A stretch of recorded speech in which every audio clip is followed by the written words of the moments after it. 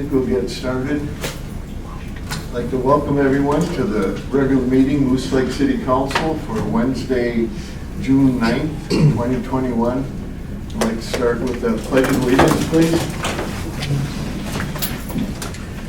I pledge allegiance to the flag of the United States of America and to the republic for which it stands, one nation, under God, indivisible, with liberty and justice for all. We do have one city council member missing today, but we do have a quorum, so we will continue with the meeting. First item is the agenda. Do we have any additions or changes to the agenda? Hearing none, do I have a motion to accept the agenda? Have a second? Second. All in favor say aye. Aye. Opposed? Motion carried. Next item is consent agenda. 2A, the minutes. This is a regular city council meeting for May 12th, 2021. Any discussion or questions on the minutes? Hearing none, do I have a motion to accept the minutes? So moved. Have a second? I'll second. All in favor say aye. Aye. Opposed? Motion carried. Under 2B, financial reports, we have the city accounts payable for May, the city financial statements for May, and the liquor store profit loss statements for May. Any questions or discussion on the financial reports?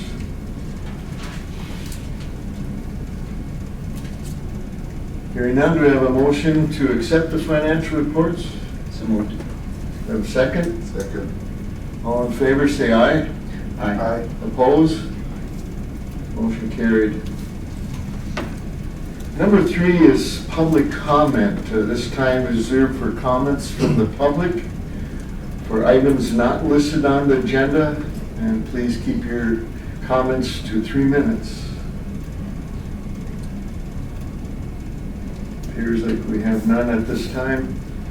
We'll move on to number 4.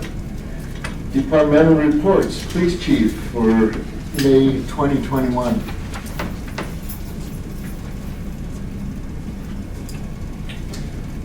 Mayor, members of the council, you should have in your packet already the police report for May, totaling 274 calls for service. We didn't have any calls for MSOP this month, and just one to DOC for a vehicle crashing into their outer perimeter fence. We spent about 20 hours still on a follow-up case for MSOP. That should be hopefully wrapping up soon. Just 2 hours for corrections. Quite a few more calls this month than last. We had 48 for extra patrol, 45 traffic stops, 72 community engagements, 27 assist to other agencies, and 82 calls for service. On your pie chart that you have there, I think this is probably our most balanced one yet. So I think we're kind of starting to spread things out right now where we're hitting equal attention to a lot of areas. ATV trail, we're moving forward with that. Lieutenant Spellers from the DNR was able to rattle some cages in St. Paul since we weren't getting too much movement here. I'm pretty sure we're going to get authorized to punch that trail through in the current location behind the businesses there. So we'll have that. Bill and I met with MnDOT on Monday regarding a bridge. Pretty confident they will give us an easement for sure to run a bridge along that side. They thought it was reasonable too. Of course, like with MnDOT, their projects are 4 years out, so it should have been done when we did the bridge in the past. But they're going to hook us up with some other people as well. We'll get hold of some of the clubs and start getting some pricing on what it would be to put that in there and see what we can get. But the other clubs are going to give some signage and help support some of that as well. So the county is willing to donate the gravel for that other portion of the trail and the culverts, and Bill and his crew will do some of the work getting that ironed out. Stopped a couple of ATVs today, running right down the middle of the lane again on the state highway. So kids with no helmets and everything else, so we're still enforcing that. But still trying to work on some other grants. We might be able to get something through General Andrews for an ATV as well. We'll just take it, use it, and when we're done with it, we'll turn it back. So a couple things going on there. Two of our officers, Travis and Jason, also got another award from Stop Sticks for a couple of pursuits that we had that we threw the stop sticks out and ended the pursuits. So those just came in. We got to use our embedded social worker today on a call that we had in town, a repeat customer that we deal with over and over. So it was good to get them thrown into the mix and see how that works out. Other than that, it's a lot of calls. Summer's definitely here, but still waiting on some information on some new squads so that we're ready, because we're gonna have to order that now by the time to get it for next year. So that's about it, unless you guys have any questions.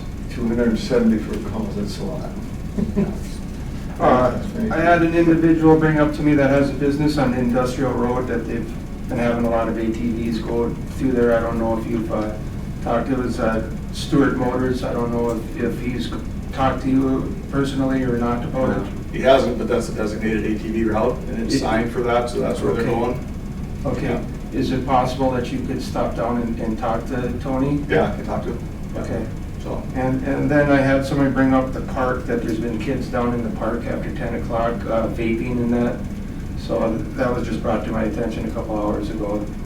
so I know we've had some other incidences going on in the park late at night too that our guys have been dealing with, but I'll make sure that they know about it. All right, thank you, All right, sir. yeah. Anybody else?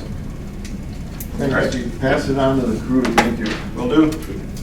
Appreciate it. 4B, Public Works Superintendent Report. Bill. Mr. Mayor, members of the council, summer's here, it's busy, it's crazy out there.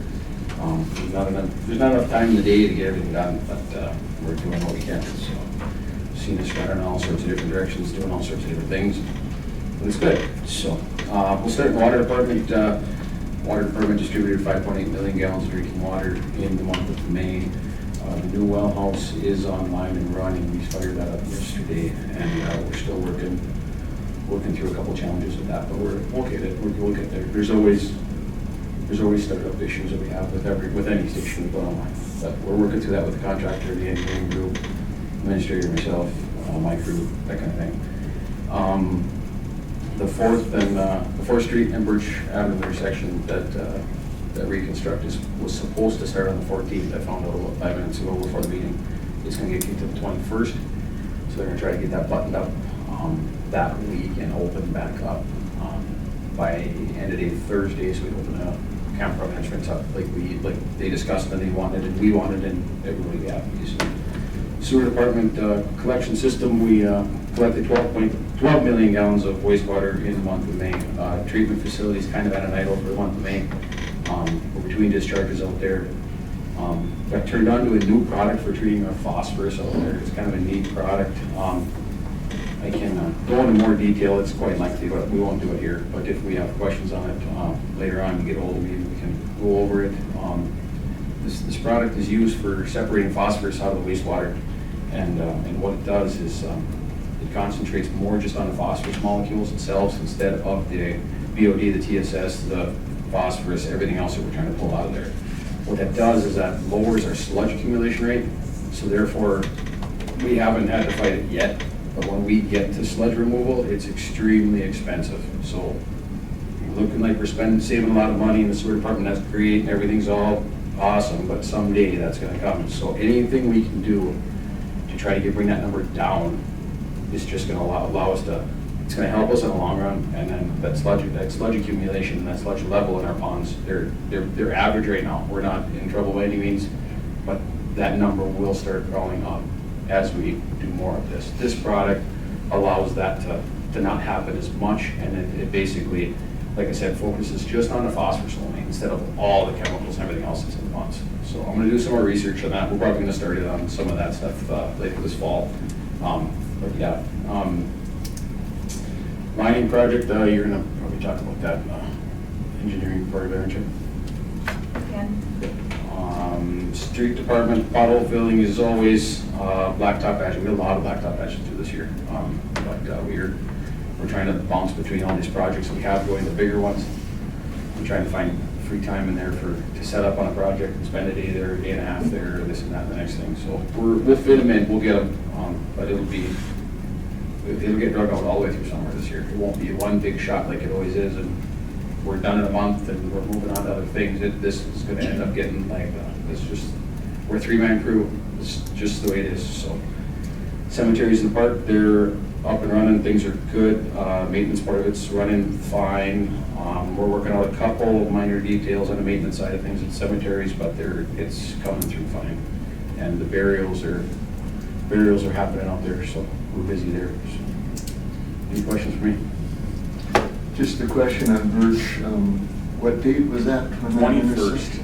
intersection? Of this month? Yep. So well done before the 4th. Yeah, they have 4 days to open and close the street. Sure. Yep, so they need to be done in 4 days. So we might, if we start pushing that noise level ordinance that we have, we might just have to work with them a little bit on that, just to hammer that one through and get it done, so. There's been a lot of stuff going on Phil's plate this spring. With minimal interruptions as far as like the water services and things like that. So I think we all owe Phil and his crew a huge thank you for all of the hard work that they've done. I think there was one hiccup with the old well house. But everything else has been pretty smooth for the end users. It's been chaos for us. There's been one hiccup that people have noticed, the rest, Correct. there's been a lot of hiccups. It's just we've been able to hide them very Yes. well, so. So, Very good. Questions for me? Thank you. Yep. Thanks, Phil. Yep. Pass it on, please. Will do. Thank you. 4C Technology and the library report. Katie? I don't have anything for, well, the library had their book sale last weekend, I think it was, and they raised just about $2,000, and that will Right. go to the summer reading program. Right. So unless the library board decides to spend that elsewhere, but Anything to add on the library board? There was, one day they had like 400 and some people go through that event center to pick up books and stuff, so they did really good. And I mean, they had somewhere between 5,000 to 10,000 books to get rid of. yeah. Wow, And that's They good. had 27 tables full, and then they had 27 tables that were filled underneath when they started. And when they ended up, they only had what was on top. That's But a they lot had of books went out. A lady came and picked it all up, so we didn't have to take care of it. That's great. Thank goodness for her. Thank God. for that. Thank you. 4D liquor store report, Katie? Yeah, I have. Elaine is actually down at the liquor store. She said it's been crazy busy.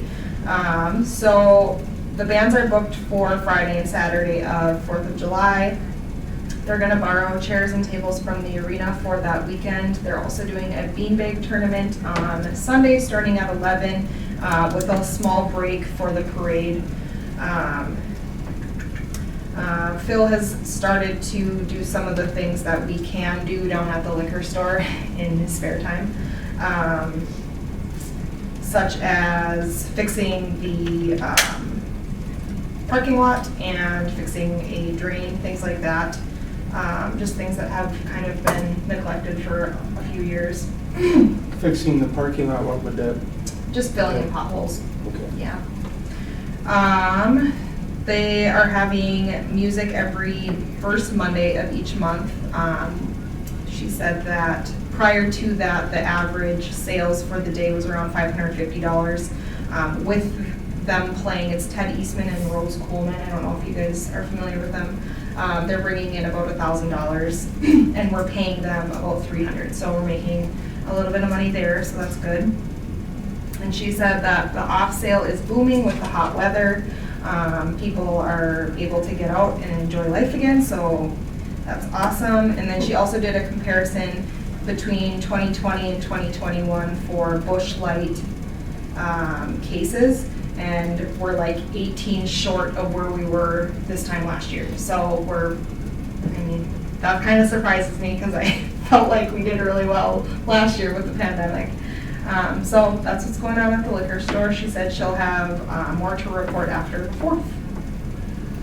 Thank you. Any questions from the council? Moving on to 4C city engineer. That starts on 58 for the council members. Yes. 50. So there are 2 sets of meeting minutes in with the engineer update, and one of those is specific to the pump house itself. I'm gonna just touch on the first one because I think the second one is kind of self-explanatory. Some things that we touched on were the Trunk Highway 73 bid, advertisement for bid. It should be live now. We have to schedule a special meeting, which is later on in the agenda here, to open those and officially approve them, so then we can get the ball rolling on that.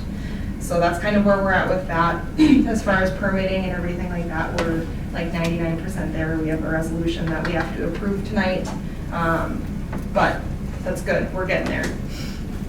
Part of that too is our DNR grant that we received from them had to be spent by June 30th of 2021, and we did receive an extension due to COVID. So I'm not worried about not spending all of that. The lining project, do you want to touch on the lining project?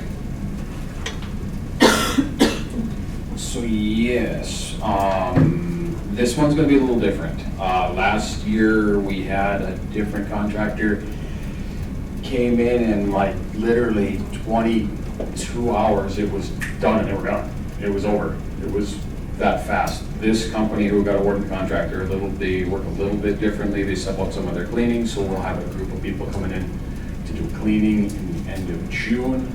We'll have measurements and inspections taken, I believe, right after the 4th of July. The liner will be made then at that point at a remote site.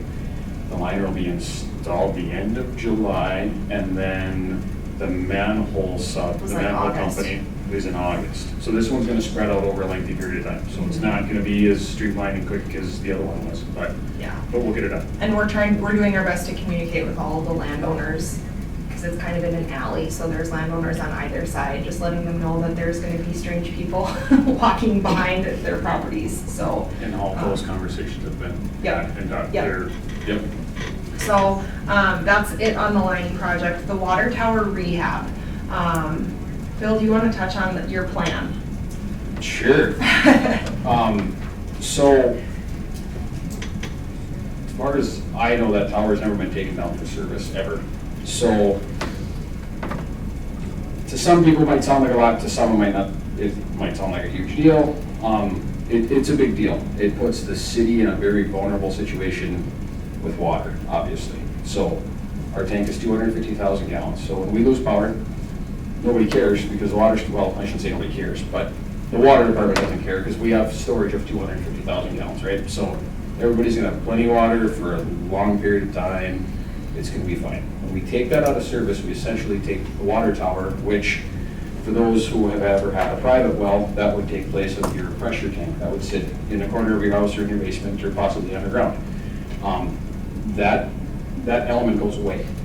So we essentially are making our reserve or our pressure tank or our water tower out of our water mains. And that's a very normal way of doing this.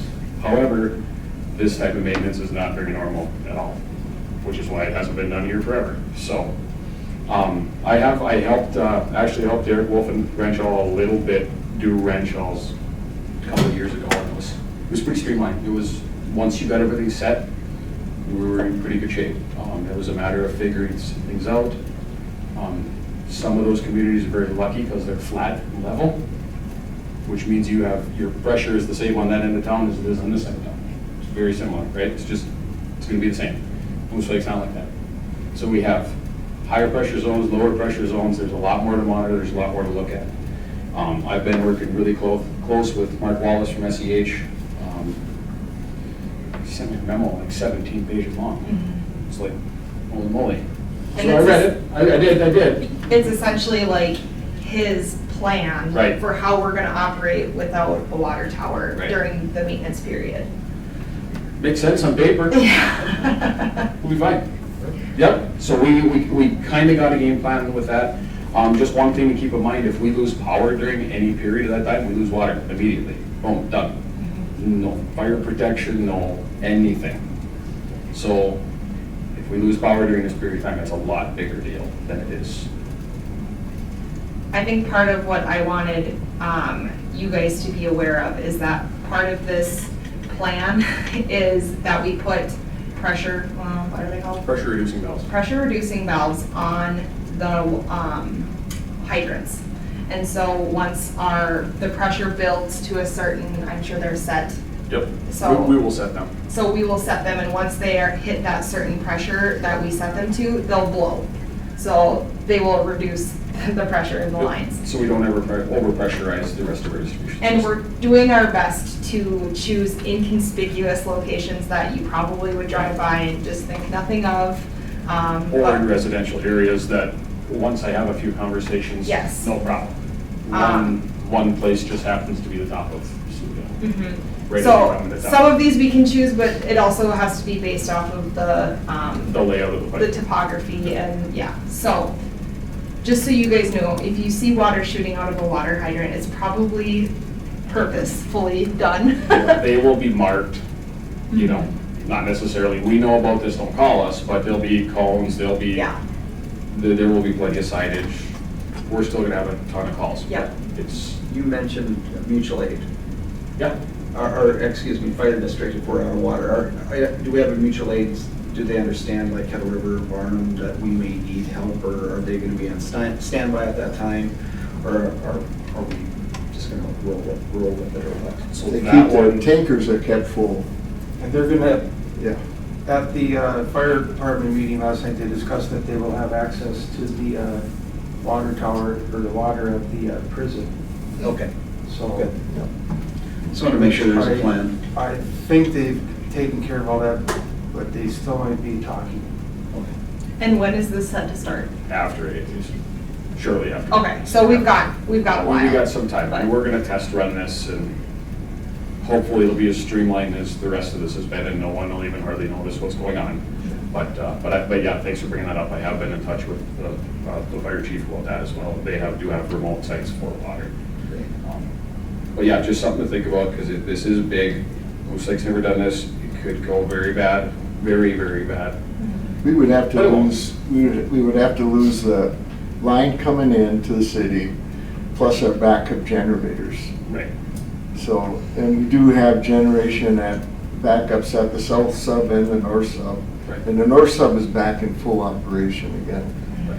So we would have to not only lose primary, but all our backup to get in that situation, so.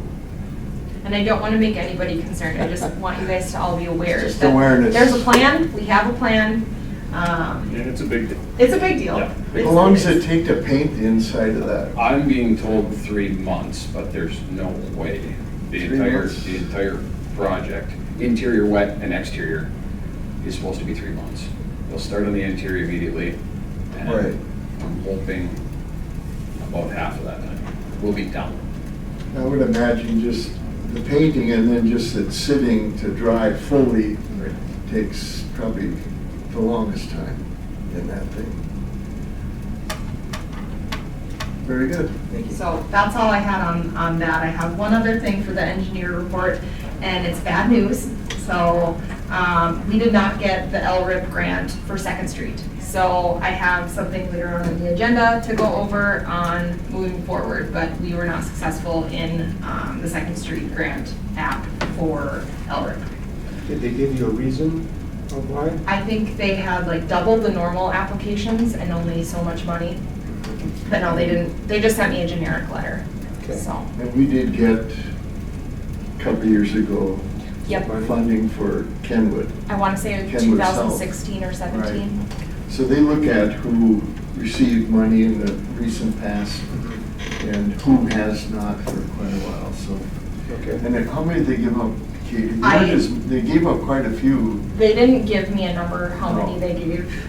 I think I read it. It wasn't because of COVID and what happened, I don't think they gave any of them last year. Because of the budget, there's a lot of budget infighting and whatever you want to call it at the state level. So this is the first year again, and this is 2 years out. Like if they give you approved one right now, it's 2 years before you get that money. Well, you pick when you want to spend, well, you pick when you're gonna do the project, but yes. And it isn't, it doesn't mean we may not get it. A lot of times cities will throw an application in because they know this is their only chance, and it comes time, they get the grant, and it comes time to actually use it, they're not ready for it. Or they don't have a lot of times it's a 50-50 grant, and the project, yeah. And if it's $1 million project, they may not have $1 million, their $1 million to add to the grant, so they become available, so. In fact, I think that's how we got That's how we got our last the one. last one, so. But yeah, we didn't get it. But that's, I think, did you have anything else you wanted to add for engineering? I did not. Okay. It's been busy. They've been busy. Thanks, Phil. Yep. Chamber of Commerce updates. I'm just gonna run through the stack of flyers she gave me. August 7th is the Moose Lake Triathlon. They're doing the Business Expo, is that in Father's Day weekend? They're doing that up at the school. There's no date on this flyer though. They created the flyer for the 4th of July, so all of the events are included on that. And then they're doing a virtual golf event in coordination with Essentia and the Chamber. So they're doing that through most of the summer. And those are Aga the events. Days. Yep. And Aga Days is scheduled. Yep, for- Aga Days is scheduled. I don't think they've acted on a flyer yet. Also, they may do a second job fair Yeah, at the end at of the the end of summer. the year. Thank you. Nothing under previously discussed business. We'll go into number 6, new business. Larson Allen, 2020 exit.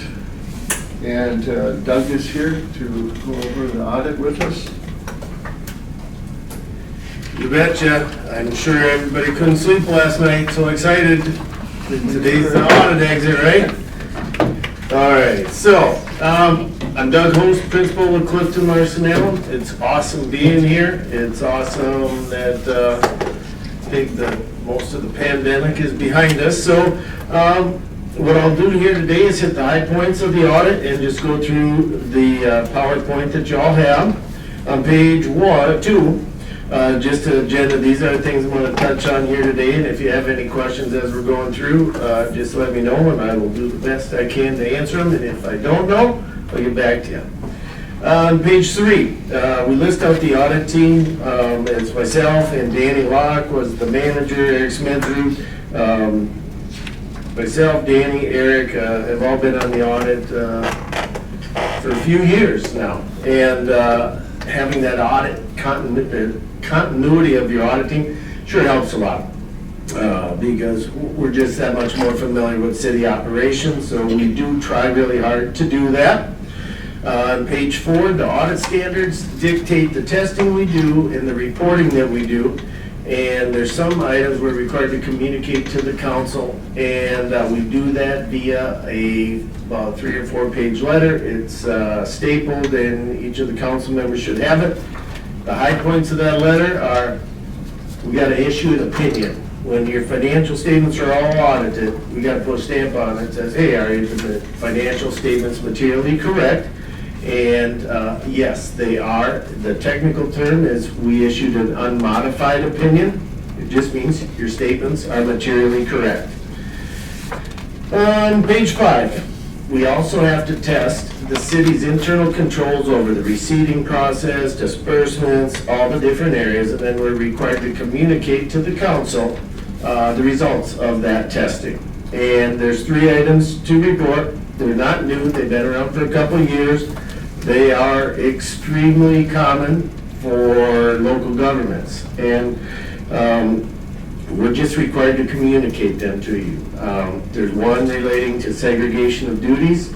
The accounting guidance says you should strive to have every different step in the receipt disbursement process, recording capital assets, debt, all the different accounting things that the city has to do.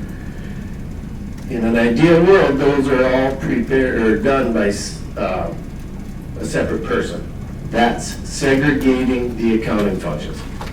For a city this size, there's not enough people to do that, so we're required to communicate it to you, and now I've done that. Second item, just year-end closing procedures. There were, I think it was maybe 3 audit adjustments, so we made 2 or 3. It was not very many, which is great.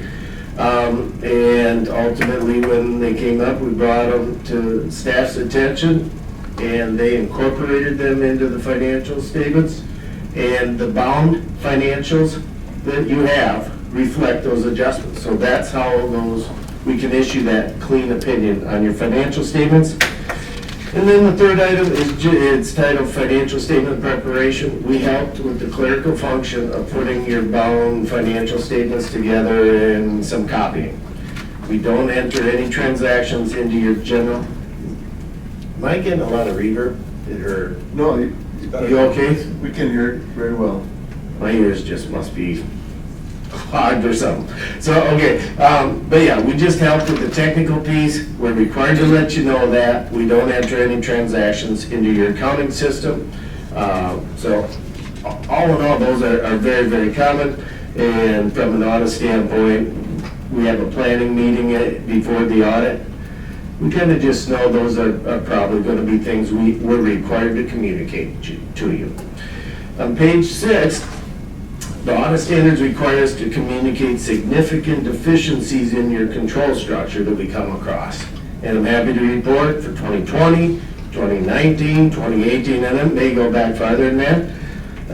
I just only have the last 3 years, but happy to report there are no significant deficiencies that we're required to communicate to you. Page 7, the state auditor's office issues a 25-page checklist of various state statutes that when we do your audit, we're required to test your compliance with those statutes over cash investments, cash disbursements, contracting, tax increment financing. And just like with the significant deficiencies category, there were no items that were required to report for this year, nor the last 2 years. So that's all really good news. So any questions on that? Otherwise, we'll switch gears to how the city did financially. Page 8. It's a chart that it shows the city's total net position. It's like your net worth. It's the difference between your assets and liabilities. And for the year, the city's sort of net worth or net position increased by about 2.1 million. Last year it went up about 1.4 million. And of this pot, net position also could be used, think of it as reserves.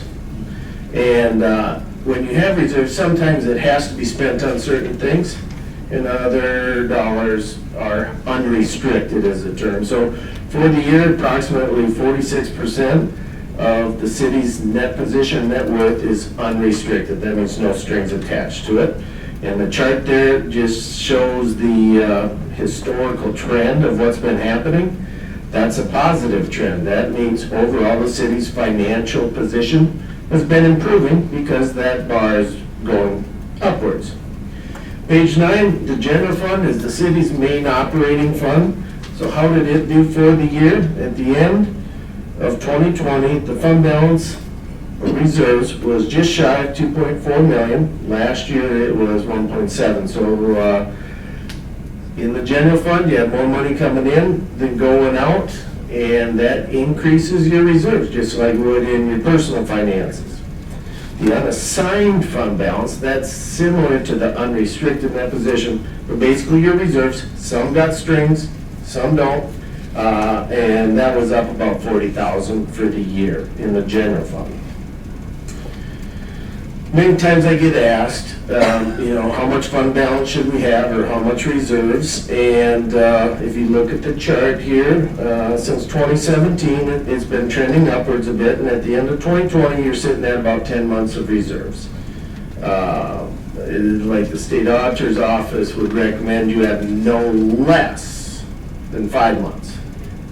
So that means that's like the bottom minimum, okay?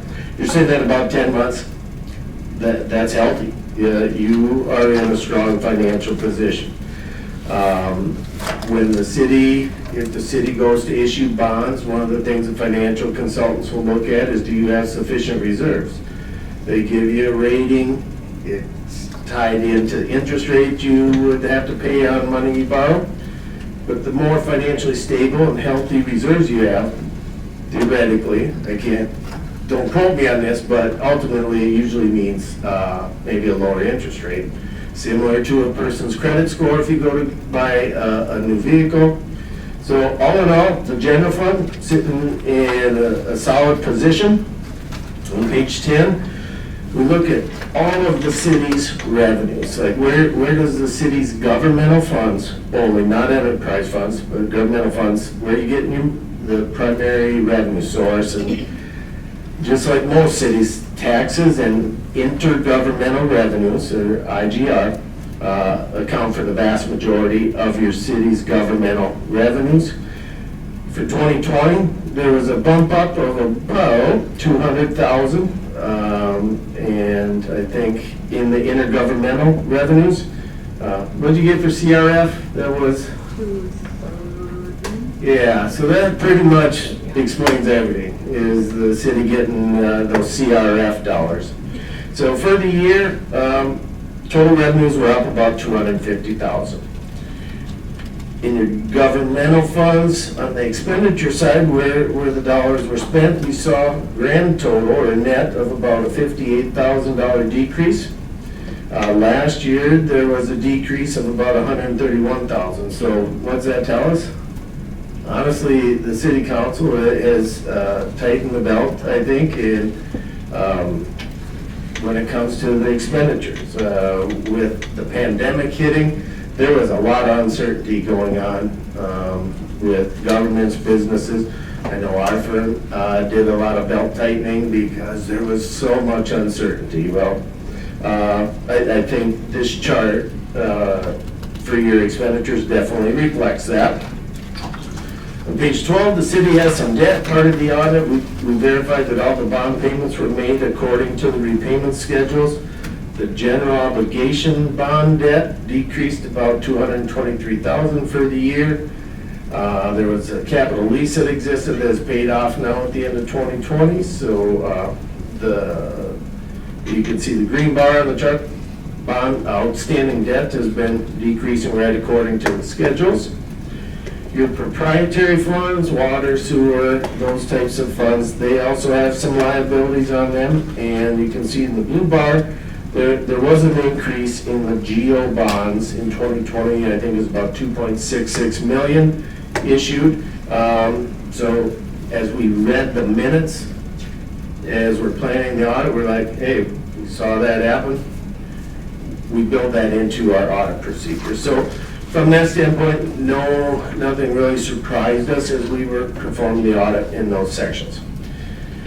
Page 14 looks at the liquor store fund for the year. This is an interesting stat, honestly. We audited a lot of municipal liquor stores, and the operating revenues decreased $46,000 from 2020 to 2019. Using quick math, that's less than 10%, and based on places being closed, the decrease in revenues that we've seen, or I've seen at least in the liquor stores that I audit, it has been higher than that. So honestly, to only see a decrease of 46,000, that's pretty good. On the expense side, they were down about 49,000 as well. So the COVID impact, yes, it impacted the liquor store, but honestly, in the end, it still showed an operating profit, which in the liquor stores we audit, I see that not being the case all the time either. So a good year for the liquor store, considering it was sort of handcuffed for a while. The one thing that initially, on page 15, oh boy, the gross profit percentage, yeah, that had kind of a big decrease. I think that's primarily due to the different mix or having less on sale, because the gross profit percentage on that is higher than the off sale. So it's not alarming to us. just knowing the circumstances that were going on. So nothing really jumps out there. Page 16, the sewer fund, pretty close to a break-even year. Revenues were down about 15,000, expenses were down about 28,000, so nothing earth-shattering there. The water fund, revenues were up about 12,000 from the prior year, expenses were down about 83,000. 200 points on the water fund. If you look at those green bars over those 5 years, that's the operating revenues, very, very consistent there. And the expenses fluctuate a little bit. And I actually am very curious about painting the water tower. And I have heard stories about how much it costs to paint a water tower. And first I'll say, those people that do that aren't getting paid enough. So hopefully you got a contract signed with them. But do you know just ballpark what it costs? It was less than what they estimated, that's all I. 194. That's okay, I thought 180 something. but That's it? Holy cow, you got a deal. We were, Okay. we were happy.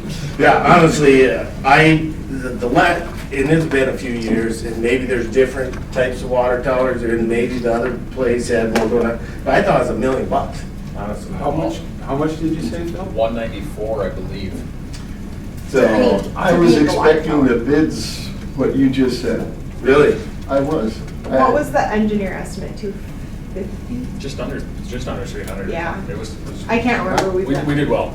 we were happy with it. yeah. People Oh my need gosh. work. Yeah, I couldn't do that job to save my life because I'm afraid of heights, so that would be bad. Nope, I'm So, out. Well, I think you should feel pretty good then, based on the discussions I've had in regards to that. So page 18, motor vehicle fund, revenues are down for the year, expenses were down as well. So, overall, this fund, last 5 years, expenditures have kind of exceeded revenues, but not a real big gap, so not too much concern there. The electric fund, there's a separate audit done for that. The revenues were down about 213,000, but the expenses were down about 400,000, mostly due to decreases in the purchase power. So to wrap it up, page 20, fund balance in your general fund gets a thumbs up. Very stable. The general fund was about 305,000 under budget for expenditures, mostly due to some miscellaneous unbudgeted items. The revenues were over budget by about 309,000, mostly due to intergovernmental revenues. The liquor store continues to show operating income and increase your reserves or net pension. And two last things I want to point out. The 12/31/20 audit, the one we just went over, got done about 6 or 7 weeks earlier than last year, which is amazing, and didn't happen by accident. And one of the primary drivers is the staff here had everything ready for us, and it is so cool for us when that happens. So, thank you, everybody. Thank you. It just makes my day, and that's what everybody should want to do, right? Make your auditor's day. that's our goal. Yeah. Just, what's that old saying? Happy auditor, happy life? I think that's the one. Something like Yeah. that. But no, honestly, it's so cool to work on audits when we can come in and we just rock and roll because stuff is there. Right before I left to come here today, I had a client call me and they're like, no, you're supposed to be here for the audit next week. Oh, we ain't ready. It just causes some extra gray hair, and I have plenty of those now. So just thank you to everybody, great staff, and that's all I got. So I got time for any questions if you got any. Anyone? Well, thank you. I just wanted to make mention of some of the graphs that you see going in an upward trajectory for our revenue and our months in reserves. And there's gonna come a day, probably in 2022, where you're gonna see that go down because that's the sales tax, the gas franchise, all those things that we're building for hopefully a road project. One day we will spend that money. So you're gonna see it go in the opposite direction. But just want what to make it's gonna mention be of that. planned for. Correct. And it's great to have there, that, a good plan will make Yeah. things more Let's successful. keep So, the debt down. Good idea. but We'll be spending it. Yep. Yep. Thanks, Doug, But that's what it's appreciate for. it. All right, thank you, have a great summer, everybody. Thank you. Melissa and Katie, thank you Yeah. both, great Awesome job. job. Yes, Alyssa did a fabulous job. It was everything you expected, right? And more. It's hard work, so appreciate it. Thanks. Thanks, Doug. Yep, bye-bye. They come to the right people. Moving on to 6B, St. Luke's request to rezone 4791 County Road 10 to medical.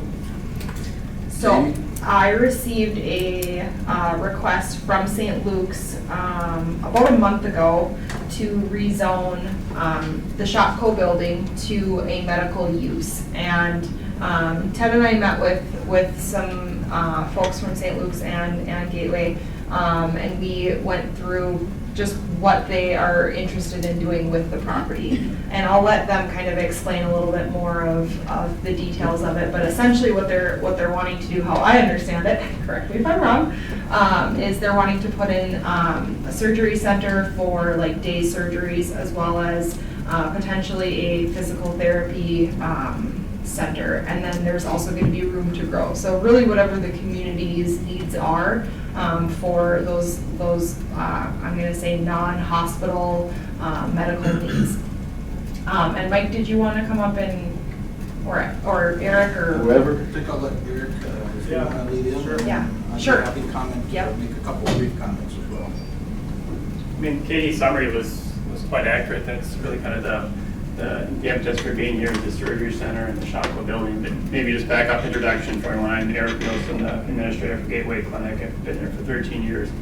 And we have a long history of working with St. Luke's at Gateway Clinic. They provide a lot of specialists in our buildings. So patients don't have to travel to Duluth for specialty care. That can be done in a clinic setting. But then the patients still need to be referred to tertiary centers. St. Luke's is often a common request to be referred to from our patients. So we've worked together a long time, and a few years ago, we started looking at the desire to have a surgery center in this community. There's really not one until you go way up to Duluth or way down in the cities, and it's become a much more common facility for healthcare with a lot of things being done on an outpatient basis. So surgeries and procedures that patients can have done the same day, leave the same day, oftentimes just within a few hours can be done in the surgery center rather than being done in a hospital setting. So seeing that trend, that's something we want to be part of at Gateway Clinic, but that's not our core competency. We didn't want to develop our own surgery center. We needed a partner who had that expertise, and we've talked with many folks throughout the last few years, and St. Luke's was by far the best partner for this opportunity. We have the working relationship. They have the skill set for a surgery center. So it's a really good partnership for that specific need. It won't change specifically Gateway Clinic and our clinics, but this is specifically a partnership around the surgery center.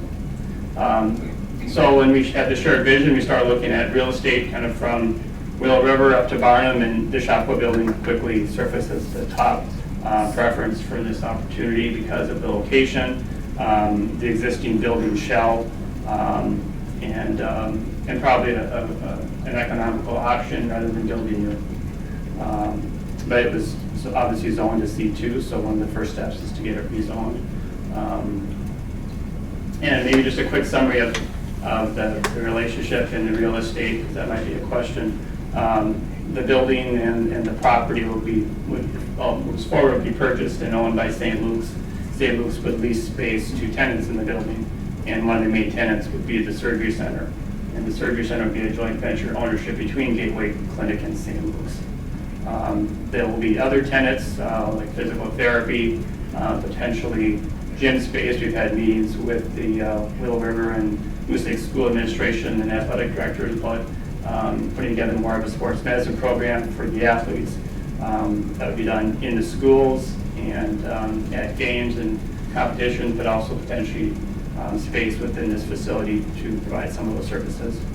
And we have some other ideas for services that are of need that can be in this building. So I would envision within a couple of years, this entire building would be utilized, potentially 3 or 4 different tenants, all being leased to through the ownership of St. Luke's.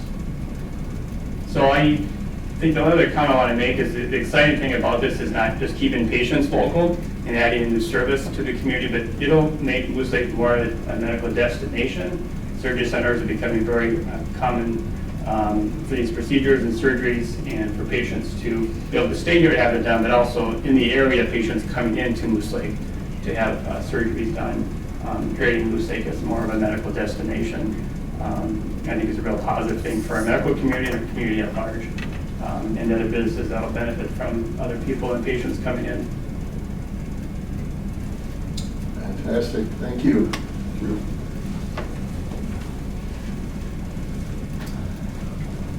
Good evening, Mayor, councilors, Katie, thank you. Eric did a great job explaining, so I probably don't have a lot more to comment on, but really wanted to highlight the fact that this is more than a project, as Eric alluded to. It's a collaboration and a partnership to serve the community, and that is in healthcare, of course, not replacing healthcare services, but really enhancing them. So this is a transition, or really a movement in the industry that is driven by the payers or insurance companies, and surround efficiencies and affordability with the same quality. Again, it's a same-day surgery option that's available to patients. It's a consumer model. I will compliment you on your comprehensive plan too. I think that's very well done, and we feel like this is in alignment and really complements that comprehensive plan. Really calls out Moose Lake as a place to work, live, and recreate. So healthcare is a strong part of the economic fabric, and we're excited to have that relationship here. We've had discussions with the school, so there's an opportunity to really have, because the surgery center takes up less than half of the space, so there's a potential to have other partners in there. So natural fit is like physical therapy, athletic training, wellness, fitness. Those are really nice complementary services as well. So, the property is still taxable, so I think that came up in the planning commission. So despite St. Luke's nonprofit status, these type of entities that are community-based really follow the tax structure within the community too. So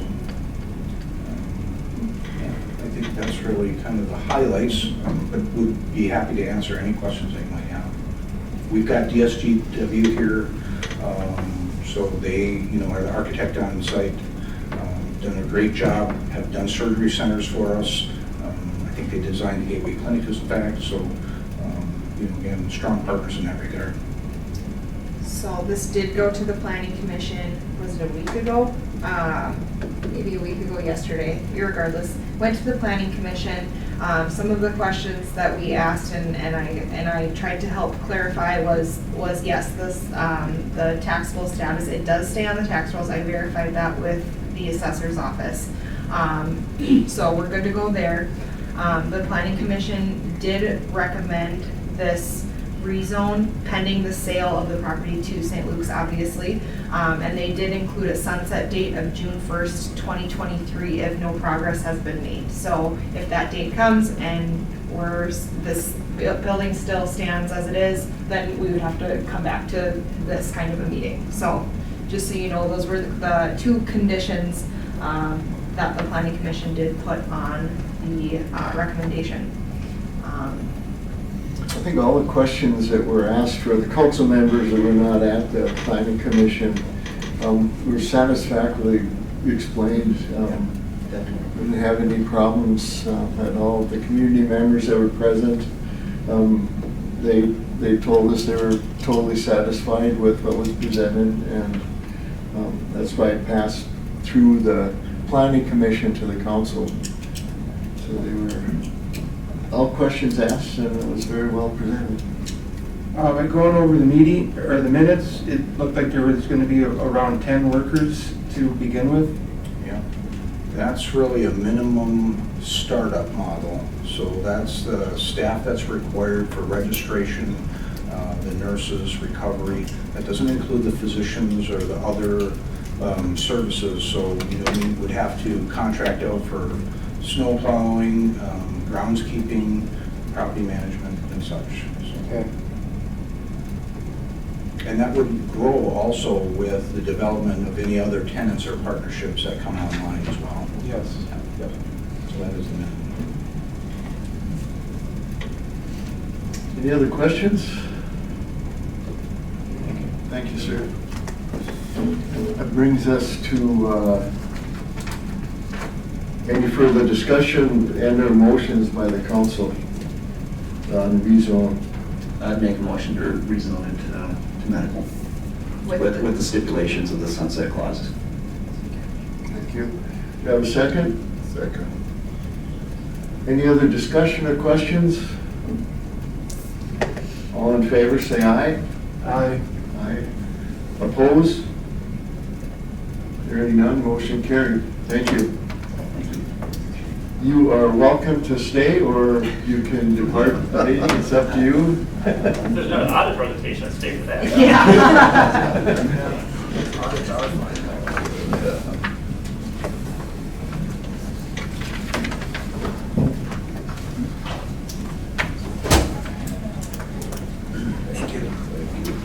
Thank you, Thank you. gentlemen.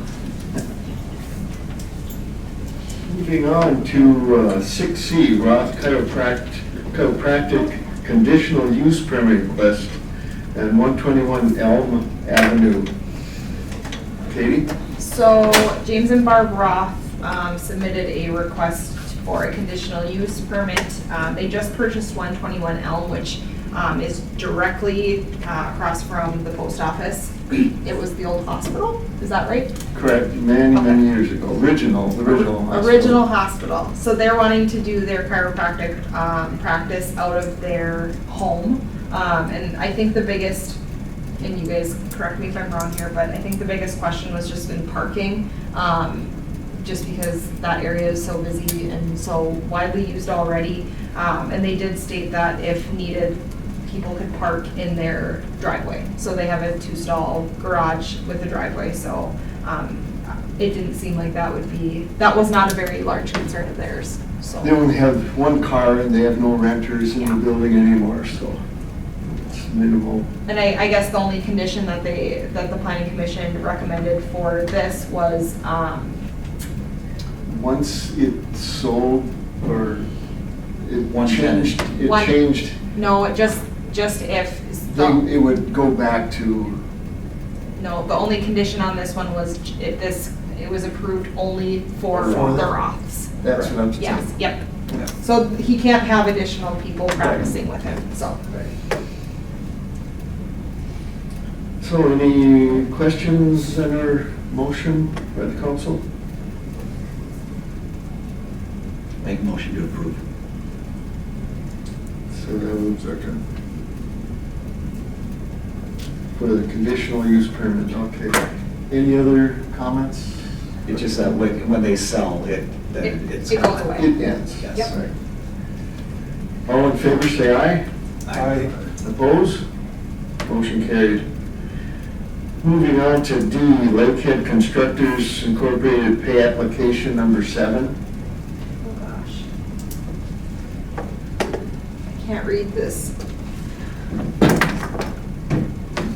Oh, please.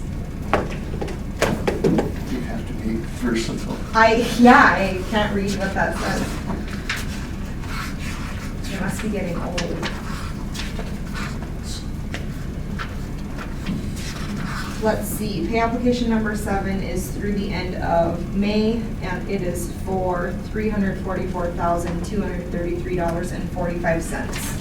I will say that we have paid one change order so far, and there may be a couple of additional change orders coming here possibly soon in the next pay app, I would think, maybe the one right after that.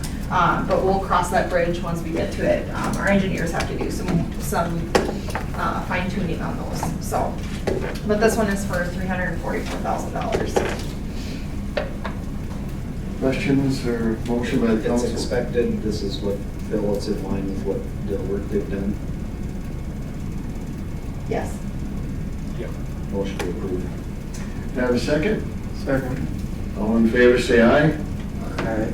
Opposed? Motion carried. 6E, Northland Constructors Appropriate Pay Application Number 1. So this one is for the Sioux Line Trail, and it is super, super close to being finished. I think they have the striping left to do and the shoulder. And I haven't gone up there this week yet, so some of that, They were working on the shoulder today. they were, okay. So then just striping is what they have left to complete. And so the amount is, the amount due for this pay application is $168,267.61, which it is in line with what they have completed. It is darn near done. Any questions, discussion by the council, or a motion?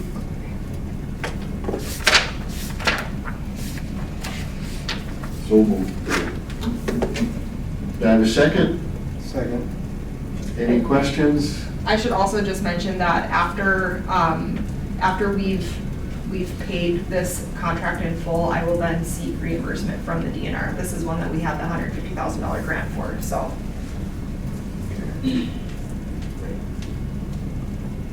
Any other comments, questions? All in favor, say aye. Aye. Aye. Opposed? Motion carried. 6F, 4th Street Reconstruct 2022. Okay, so because we did not get LRIP for 2nd Street, I'm just going based off of the CIP plan here. And I discussed this kind of briefly with our engineers, but we have enough money. We have, as of December 31st, 2020, which doesn't include any money that we've received for 2021 yet, we have about $695,000 in our sales tax restricted fund. We also have $65,000 for our gas franchise, in our gas franchise restricted fund. So a little more than $750,000 is what we currently have. So I'm confident by the time we actually start doing the road project, we will have enough money to do a road project. According to the CIP plan that was put together a couple of years ago, the first project is 4th Street from Douglas to house number 212, which I think is like halfway down the block. So what we talked about was a couple of different things. I'd like them to update this estimate if you guys are wanting to go forward with this. I'd like them to update this estimate as it stands right now with current figures. I would also like them to create another estimate that would go from the intersection by the bank all the way to the campground, to do that entire 4th Street, so then we don't have to come back and do 4th Street again. Or the intersection. Or the intersection. And I know we do have a water problem in that intersection. We were just talking about that. So I'm just curious to see what you guys think. If we're gonna do one, which I'd like to do a road project next year, I would really like to do a road project next year, I think everybody would, is 4th Street kind of where we're thinking? We need to start planning for it now. Well, they're number one, and wasn't it 1.5 million or something? It was 500,000, but it was only The from, first one was 1.5 million. project 2 is $1 million. Oh, okay. Project 3 is 1.5, but, But this does not include this doesn't, this the is from. intersection. This is from Douglas, so by the Right. power plant to house number 212, which is halfway between a block. So I'd like to go all the way to the campground, because that really should be done.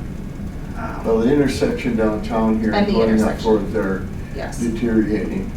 And we have a drainage yes.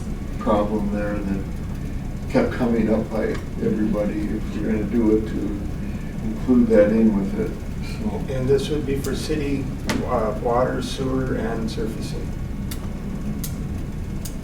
And storm sewer. Storms, yeah. So this is the updated version with all the infrastructure, when that was figured in, because it did change things once we added that. Is that correct? So we'll need this kind of informational, if we say yay to Katie, she'll talk to the engineer to get a new estimate, and then it'll come back to us. The 500,000 Yeah. is a 2019 number, so I can't stand behind that. The new estimate would be from the bank all the way to the campground. I'm gonna have them do two. I'm gonna have them do exactly as it stands on this, because they already have all the information. They just have to update the numbers, the prices, I guess. So I'll do two, one from Douglas to house number 212, which it says on this CAP plan. I will also have them create another estimate from the intersection by the bank all the way to the campground. Is that the intersection of Fourth and Elm? Fourth and From there yeah. down, not the little piece going out to the lights? No, Okay. unless. No. Well, if we had gotten the state fund, they would have to be all the way from the highway, all the way through. Right, but this isn't, we don't have that Right. here, so. They would insist that it connect to 73. I think the big thing here is just making sure that if we're digging up a road, we're replacing what's underneath it. I think that's really important, I agree. so. Yeah, especially when we know that there's an issue underneath. That's And been- part of the water issues that we were having with the old well house was that these valves that we have are so old and some of them work, which is great, but a lot of them don't work. So we need to get some updated workable valves that we can depend on, so. I guess I'm just looking for direction from you guys for what you guys Consensus? want to see. I would support that, to have the two estimates done. And maybe I'll have them come next meeting and present them, so I don't fumble through it. By having it being 4th Street that leads to the campground, that may add to some of our revenue with the campground, and may be more appealing for people to come here, and that could possibly help out the revenue of the campground. Greg? Yeah, no, but I mean, I believe would be a place to start with this. I mean, we can pick little things here and there, but I think the little thing that we should look at is, on a separate type basis, because I've had comments about finishing Industrial Boulevard too. Down. I hear That's just a it for probably every street. Yeah, I think, I mean, everybody, so, Yeah. depends on where you drive and which pothole you fall in. Well, and I guess that's probably the nice thing about having this CIP, that independent, they don't, I mean, they care, but they don't care where which street falls where. It was an independent study done by our engineering company, so. Yeah. I think you got consensus, so. I Go will ahead. discuss with them. Right. Thank you. 6G, Legacy of Excellence Gambling Permit. So you guys approved this last year also. They're doing a raffle, and I think they actually do the raffle at one of the offices downtown here, which is why they have to pull a permit through us. Yeah. And from what I remember, this is is it for grants for the school? Or it was for Yeah, the playground? They can use it, it's all for children, Okay, the yeah. whole thing. Do we have any questions or motion on the application? I'll make a motion to approve that application. Do I have a second? Second. All in favor, say aye. Aye. Opposed? Motion carried. 6H, Moose Lake Windermere Sewer, Sanitary Sewer District Capacity. So I got this letter from the sewer district. And I don't have an answer for them because one of the things that we asked SEH just last week was for an updated capacity status, I guess, of where we're sitting. And they have not, we haven't got it. We haven't even begun to work on it yet. So just want, I guess, to show you guys this for informational. Yeah. Yeah, we'll have So. to, till we get a good firm idea of what our capacity is. I also- Which has increased because of that work done last year, and we're gonna have more done. I guess it's just a question of are we willing to give our capacity that we've gained, that we've paid for them and their benefit? Or would we like to keep that for existing or any future development for here? That's something that we just need to consider, and that's why I included this, because I want you guys to start thinking about that. We should, at some point, have development up there by the school. I would hate to approve it and then find out that we don't have enough after. Yes, and I think with St. Luke's going in, I think that may be a reality. I've not heard from anybody, I don't want to get anybody excited, but I think with that vacant building no longer being vacant, I think that will help things along up there, so. Thank you. So information Yep. right now, and do we need official on this, on tabling it? Yeah. No. All right. It's just for information at this point, I don't need a decision on it. Just want you guys to be aware. Moving on to 6I, City Hall caulk repair paint. So we had 2 accidents at the DMV within like 2 weeks of each other of some people hitting the front of the building of the DMV. And so insurance covered it fine. They were beginning work, and I just thought, hey, how much would it be to paint the whole thing? Because we've talked about it. I've been here for 4 years, and I think I've thought about it 100 times. And so I asked him, while you're sitting here, how much would it be? Well, then we were going around and looking at the caulking of the seams and the caulking of the windows, and he's like, you know, this all really should be replaced. And if I'm being completely honest, my window does leak when it rains. So he put together a quote to repair all of the seams that have caulking. The stucco, that's a whole separate insurance thing, so that's not a part of this. And then paint that brick wall, so he'll have to scrape and like roll paint that brick wall that's on like my office side. Not sure if this is approved, if anyone wants to pick a paint color out with me, but this was not a budgeted item. I wasn't expecting that to happen, so I just figured while he's here, I would have him throw out an estimate and see what you guys think. So are you asking for this to be passed? Yes. This expenditure? Yes, because if passed, he's gonna do all of this work all at the same time. So he's gonna fix the stucco, paint, caulk, everything at the same time. All right, council? I guess for me, the fact that your window leaks is the reason why I would say to go forward with this, with all the other things that we have spending money on. If that's a necessity and you are leaving the city, if you believe that that's a good investment for the city, then I would back that.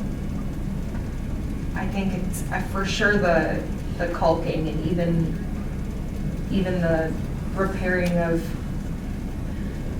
the paint is all starting to chip, and I think our city hall is representative of us as a city, so. Very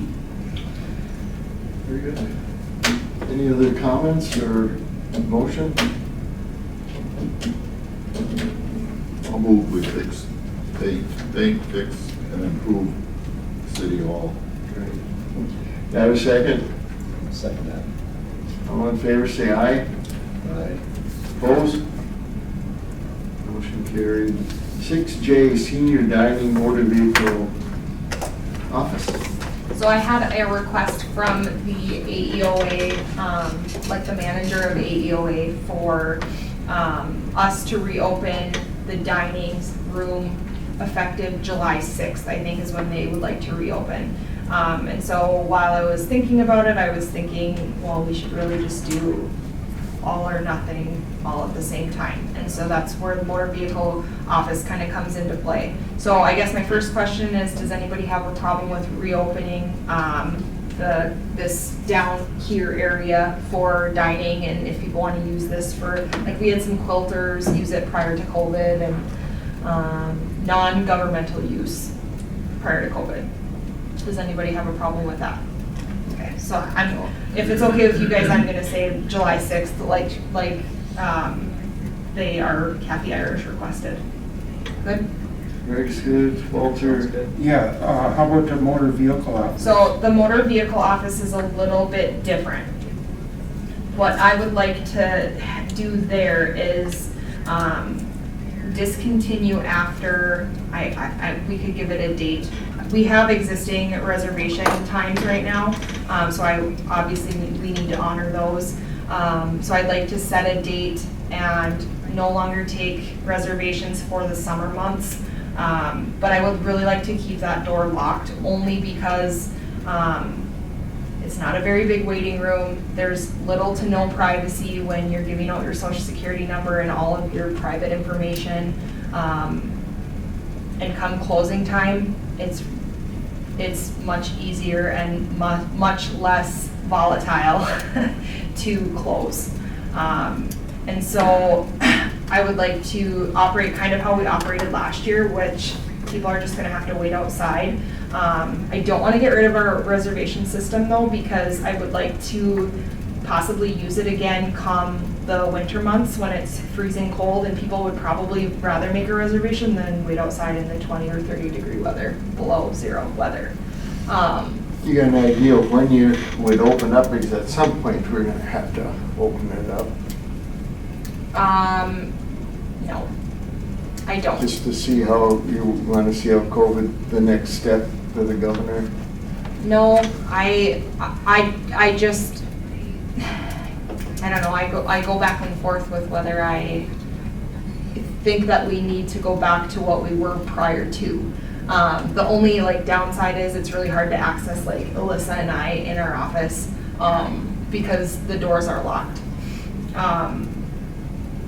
But I know it's been really nice to be able to tell people we're only allowing 3 people in because of privacy reasons. And prior to it was COVID, and now we've done it for a year, and it really is nice to have a little bit of privacy so you can actually talk about the transaction that they're doing without 400 other people in that little waiting room. If you guys want us to reopen the doors, we certainly can. There's nothing saying that we cannot open the doors, but it really is not private at all for the customers that are literally saying their social security number, their address, everything out loud. So those are just my thoughts. I know there are pros and cons to either way, but. Council, I find discussion? with people doing scheduling, if they want to schedule, but not all day. I mean, this has to be open. People are paying for this. It's a service we provide. They have a right to it, and this isn't a perfect world. Let people come in, let them use the service that we provide, and there shouldn't be all these stipulations. That's just my opinion. Yeah, I've received quite a few calls and emails about this, about people wanting to be able to go in and use it. Mm-hmm. There's a lot of people that just don't like standing outside. So I guess my opinion is I would like to see it open as soon as possible. Like you would like it unlocked, open, people, okay. Just the way that it originally was. Because one of the problems that we have is come 3 o'clock or 3:30 or whatever time we decide to close, if people are standing in there, that's when our staff is having to stay past their time. So the door closed serves a multi-purpose, in my eyes. It serves, we limit the number of people for, like I said, the privacy reasons, but also come closing time, we can peek our heads out there and say, I'm so sorry, this is the last customer that we're taking today. We're gonna have to help you guys out tomorrow. And people are nasty. people are really, really rude, and sometimes I feel really bad for the D&D girls. They put up with a lot of very argumentative people. We did have a closing time early, and then Yep. lock the door at a certain time, but I don't think I think it's un-American to be locking people out of a public building. you know what, you're getting paid to do a job, it may not be fun, but if you put parameters in there, say at 2 o'clock, this door will be locked, big signs up, after that, it's by appointment or whatever, that's letting the public know what's going on, but Okay. Greg? that's just my opinion. What's your, I'd sort of go that way, that we put a, that it's open and that we have a basically restricted for, let's say, the last 2 hours of the day work day. Okay. We did talk about that during COVID too, so, when do they kind of need to have it closed so they can finish up and get out of there on time? Is it 3 o'clock? we've been closing at 3, but they've been doing like dealer work and drop off stuff and. So 2 o'clock would probably be the time to lock the door? Yep, so we'll do 8 to 2, full open. I mean, they pretty much know how much time they need and whatnot. If they have 6 people in there at the time at 2 o'clock, their day, whether it's Monday, Tuesday, Wednesday, Thursday, it can be different, but if they set a time, say 2 o'clock, the door is closed, that, okay, if there is somebody there, and they have nobody, they can open up somebody. And that's what they've been doing right now Yeah. is, so they have been taking appointments for, as if they had one person. And then if somebody walks up and the other person is not with somebody, then they'll go and help them.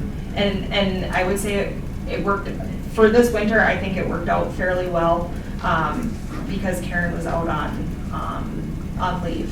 So that the appointment thing, in my opinion, worked well for this case scenario. So, so I'll do 8 to 2 full open, and then the last hour and a half-ish will be by appointments only, if that's okay with you guys.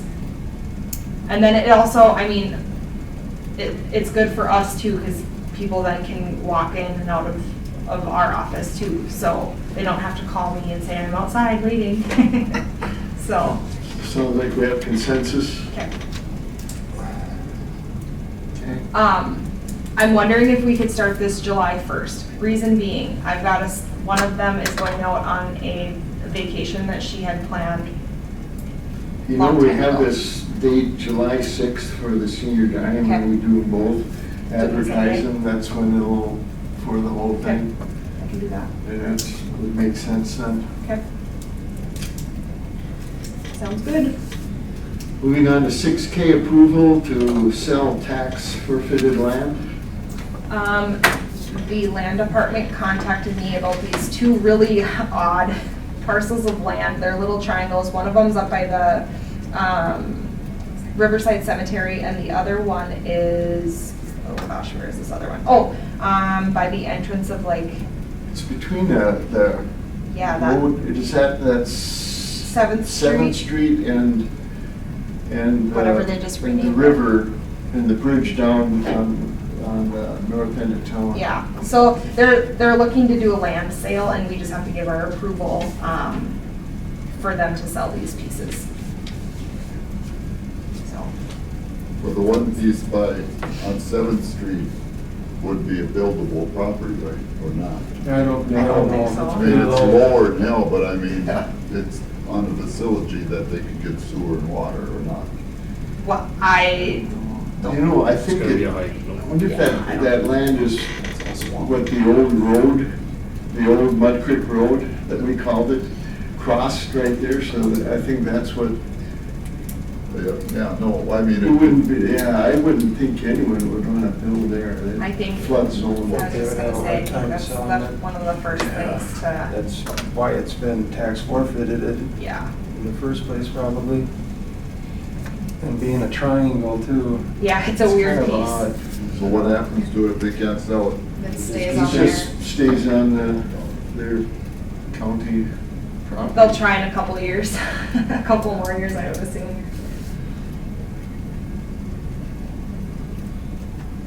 So they're just looking for our approval for them to sell. Yeah, if you wanna do a Do motion. we have a motion? So, do I have a second? Second. All in favor, say aye. Aye. Opposed? Motion carried. 6L, Resolution 21-06-01, MnDOT Agreement 1046007. So this resolution is to enter into that agreement with MnDOT, and it's for the Trunk Highway 73 trail. It's required to do prior to us beginning construction. This is like the last piece for us. Do I have a motion on the resolution? So moved. Do I have a second? Second. All in favor, say aye. Aye. Opposed? Motion carried. Moving on to 6M, SHE contract amendment Sioux Line Trail Project.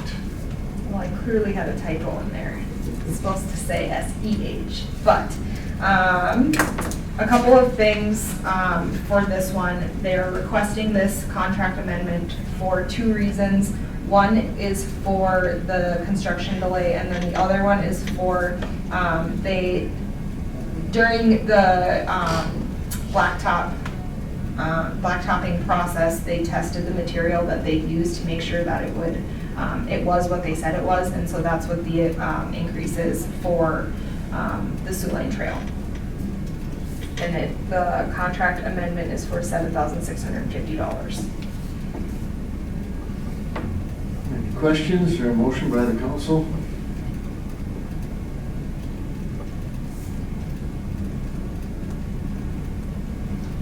Motion to approve. Do I have a second? Second. All in favor, say aye. Aye. Aye. Opposed? Motion carried. 6N, fee schedule addition, gate fee. The cemetery board met, last month maybe, and one of the things that we discussed was implementing a gate fee, which would be essentially after somebody has passed, in order to be buried, it's an additional fee to help with the maintenance, repairs, and upkeep of the cemeteries. So this would be collected, like I said, at the time of burial. How much? $100, that's important to know. Sorry. And just explain that again, just real quick. So once somebody passes, in order to be buried, they pay like an open close fee of their site, and then this would be another one of those fees. And sometimes they pay things like if it's in the middle of winter that we have to thaw the ground and things like that. So this would be another one of those types of fees. Council? But this would be a fee no matter what. Yep. This has nothing to do with the property is already bought, right? Correct. This has nothing to do with well, Mike corrected me, they don't own the property. But leased it. they own the right to be buried there. Or they have the right to be buried there, but we own the property. But yes, this is specifically to help with the cost of the maintenance of mowing and trimming and raising the stones when they need to be raised and things like that. When would this take place? Go into effect? Immediately. Which the nice thing is the local funeral home here is the one that does not all, but a lot of our burials for us, and they act as our cemetery sexton. So, and he said that this is very, very common. This is a common thing. Yeah, I think Sturgeon Lake just went with the gate fee, and some of the other cemeteries have. Just the cost of doing business. Do we have a motion? So moved. Second. All in favor, say aye. Aye. Opposed? Motion carried. 6O, block party request, Pam Coughlin Hall, 108 8th Street. So Pam had sent this to me, a request to do their annual block party. She says she typically sends a letter to the council, and you guys vote on approving it or not. Yeah, we've approved it all through the years they requested it. I think it's a wonderful idea after a 2020. And you're all invited. if you pass this. Yes.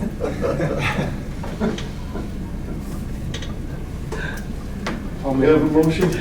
I'll make that motion. Do you have a second? Second. Just one thing, Chief, do you see any problems because they'll be closing the streets and, No, it's quiet over there. So. yeah, And Phil, Phil will you're drop good. barricades off. all right. All in favor, say aye. Aye. Opposed? Motion carried. 6P, schedule special meeting. We are going to need a special meeting either June 29th or June 30th to open bids or approve bids, I guess, for the Trunk Highway 73 project. So curious to know what your guys' schedules are. You're good? No, I'm not. You're not I good? will not be here. You're not good. You're not going to be here. Okay. And are you guys going to be here? I will be here. I know where to find you. Maybe not. Oh. So we got it's on a Tuesday or a Wednesday? And likely 29th or 30th. SEH will attend virtually, or not, Okay. maybe not even attend at all, I don't know. Look, you can get in virtually. Wow, I might be on a plane, so that might be a little hard. Okay. You might be busy. I'm good for 29th. and Are you 30th. good? Okay, and I can also ask Chris too, to see if she is able to attend. So I will just plan whatever works best for them, and just know that I'll be contacting you guys about that. All right. Sounds good.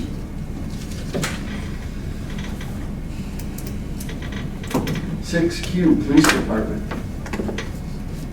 That's closed. What? That's a closed meeting. Oh, that's right, the city council. We'll finish up and go back to Q.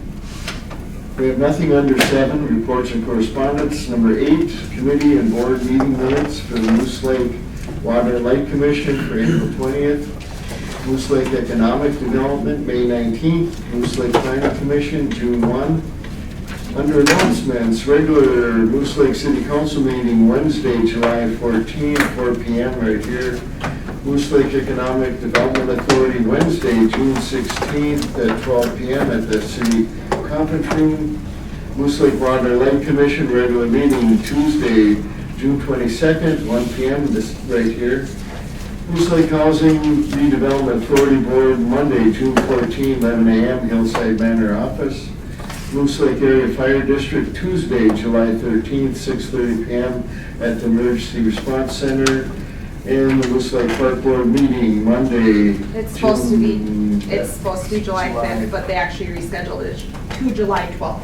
Yeah. Which one is that? Park board. Park Board. Yeah. 12? Yeah, Yeah, that was it. because the 5th is, Park Board, July 12th, 6:30 PM, right here in the boardroom. That brings us to the City Council Moose Lake will meet in closed session pursuant to Minnesota Statute Section 13D.05 Subdivision 2A to have a personnel discussion. The meeting will take place in the city, in the council chambers of the Community Center at 313 Elm Avenue. So we need a motion to adjourn or to close this portion of the meeting, and we'll open once we're all set up and moved. Second. All in favor, say aye. Aye. Opposed? Motion carries.